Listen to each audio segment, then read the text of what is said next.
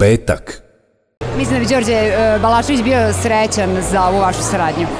Pa hvala puno, negde sam ja i bio predlog kada mu je Aleksa pričao o svojoj ideji o scenariju, onda je on rekao da ne bi bilo loše da ja to igram.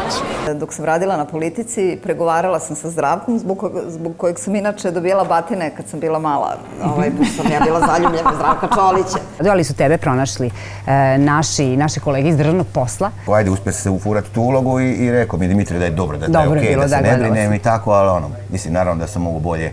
Bila mi je velika čast biti tamo,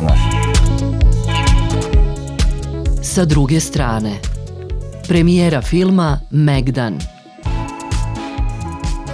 Vedran Pehar Šemso, pevač benda Brkovi. Aida Đedović, novinarka. Sa druge strane, petak u 22:45 na Prvom programu RTV-a.